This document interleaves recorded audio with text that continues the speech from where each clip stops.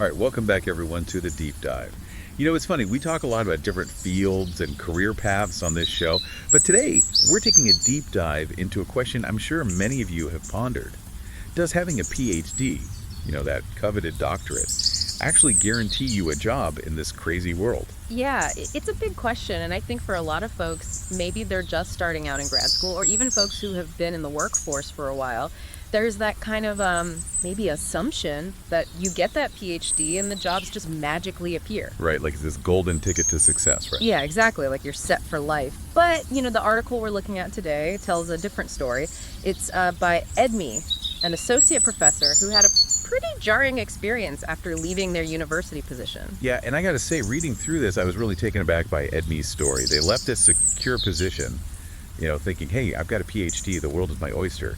But then, bam, no job offers. Yeah, and it's that initial shock, right? Like you've put in all the work, the years of study, the research, the dissertation, and then the job market doesn't just, roll out the red carpet. It can be pretty disorienting. Absolutely.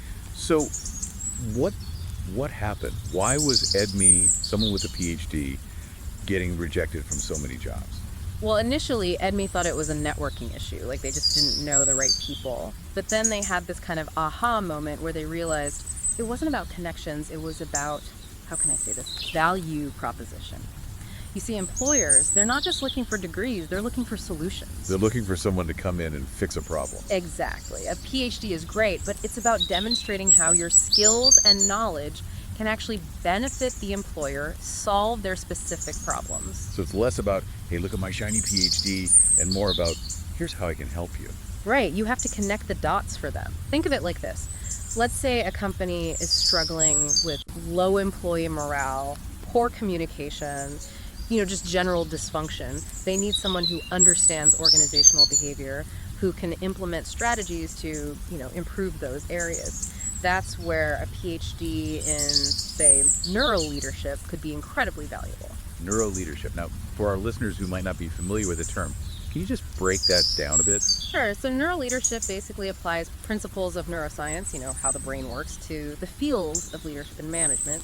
So someone with that expertise could really help a company understand, how the brain functions in relation to decision making, stress management, teamwork, all of that. Fascinating. So it's like taking the science of the brain and applying it to how people work together. Exactly. And Edme actually found a lot of success applying to international universities because they could clearly articulate how their expertise in neuroleadership directly addressed those institutions' specific needs and challenges. So they were able to show how their skills could solve those universities' problems. Precisely. Okay, but let's step outside academia for a second, because not everyone listening is going to be pursuing a professorship. Yeah. Let's say, I don't know, you've got a PhD in history, but you want to transition into, data analysis. Right.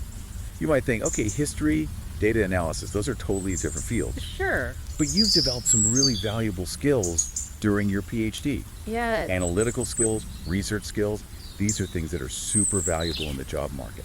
Totally. So instead of just saying, hey, I wrote a dissertation on, 18th century agricultural practices, you could say, hey, I'm an expert in analyzing complex data sets and drawing meaningful conclusions, which would be super valuable to your market research team, for instance. Right, so you're taking those skills you hone, those critical thinking skills, that research rigor, and you're translating them into something that's relevant to that employer.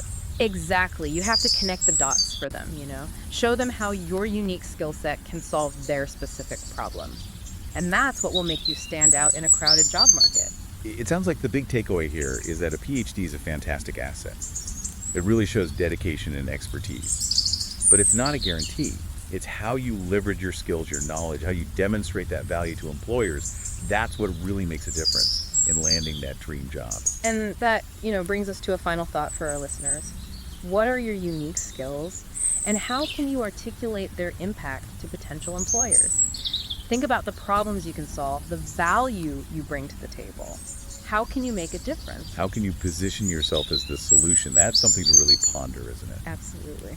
There you have it, a deep dive into the question of whether a PhD guarantees a job.